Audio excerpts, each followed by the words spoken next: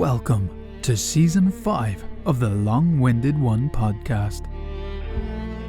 Listen as we showcase original work from top Royal Road authors read by professional voice actors.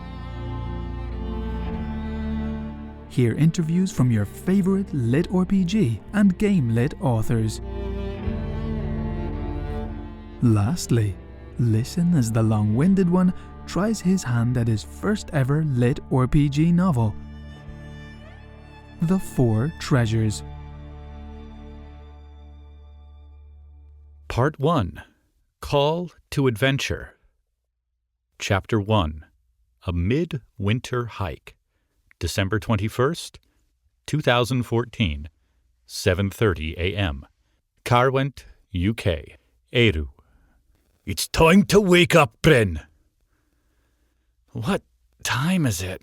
I asked Tathan through the door. 10 minutes since the last time I came to your door. The impatient voice didn't seem to be moving from its spot outside of my room. We were staying in the Coach and Stables Inn, somewhere in Wales. I had had too much to drink the night before, and a morning hike no longer seemed like a great idea. If you don't get up and get ready now, we will miss the sunrise. I could hear disappointment in Tathan's voice. That was unusual for my manservant? Okay, he wasn't really my manservant. That's just what I called him. To his face. And he loved it. Tathan was my caretaker, appointed and funded by my late parents to watch over me into adulthood. And adulthood began at age 30, right? Truthfully, I was the ripe old age of 22, but Tathan told me regularly that I was 22 going on 12. He meant it in the nicest possible way, I think. Okay, I'll get dressed. How long do I have? I groggily searched through the pile of clothes I'd left strewn on the floor. I told you all of this last night. Do you not remember any of it? I could practically hear Tathan's eyes rolling. I know, I said, while dancing one leg into my hiking pants. But I was more focused on my lukewarm Guinness and less focused on getting up at the ass crack of dawn. It's about 20 minutes up from the car park to the Standing Stones. Another 20 minutes to the Iron Age hill forts, and another 5 to the western edge of the hill. I yanked my socks up. I'm almost ready. I just have to brush the fuzz out of my mouth. I'll meet you outside. It's a 5-minute ride to the car park. We have about 45 minutes until the sun rises over the Severn. The what? I asked, honestly confused. Why are we doing this again? It's hard to explain. Even through the door, I could hear him struggling with his next words. You'll have to see it to believe it. I heard the floor creak as the large man walked away. The fact that my overweight caretaker wanted to go on a hike was surprising.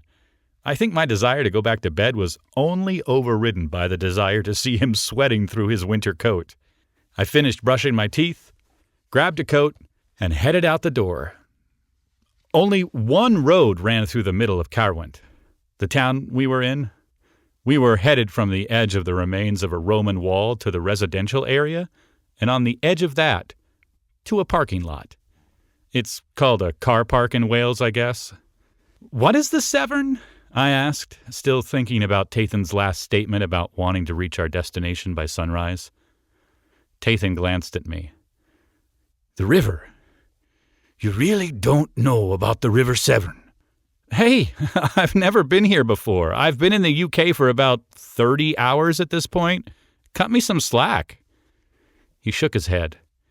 You have been here before. You just don't remember. You're right, I said, trying to catch up to Tathan as we walked up the dark path. The trees hung over us and bared their empty branches. I could see my breath in the pre-dawn light. You know, I don't remember that stuff.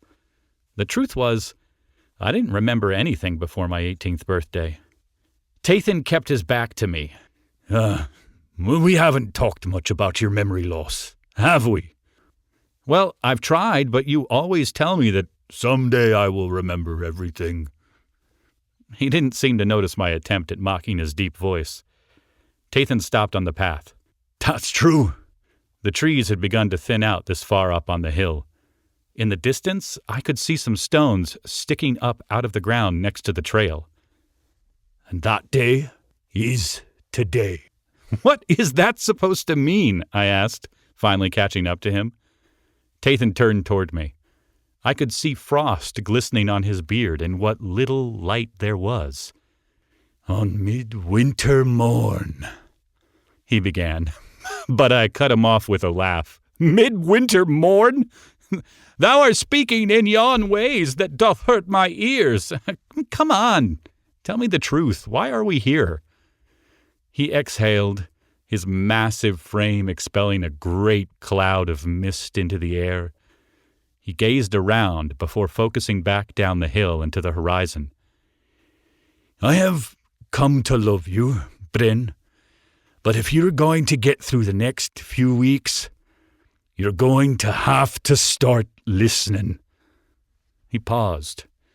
The Druids of old engineered these standing stones to help their people understand the natural world. One of the things the stones told them was the exact date of midwinter's morning. How could a stone tell them that? My curiosity was piqued by Tathan's serious tone.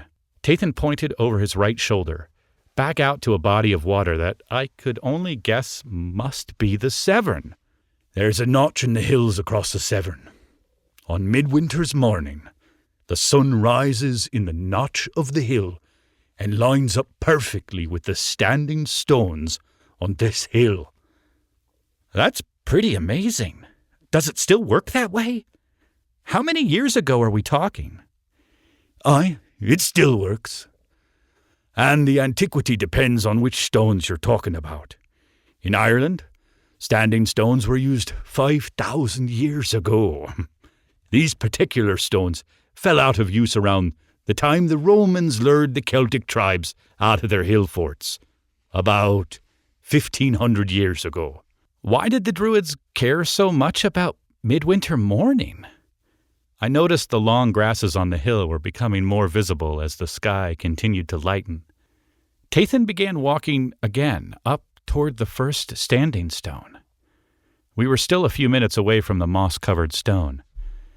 Several reasons. The first was that midwinter morning, or the winter solstice as we now call it, was the shortest day of the year.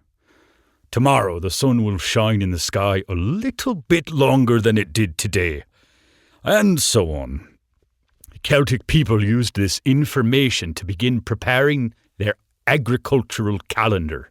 Fascinating, I said, beginning to lose interest. Tathan noticed. He put his hand on my shoulder as we walked. It was an amazing time, especially on this particular spot.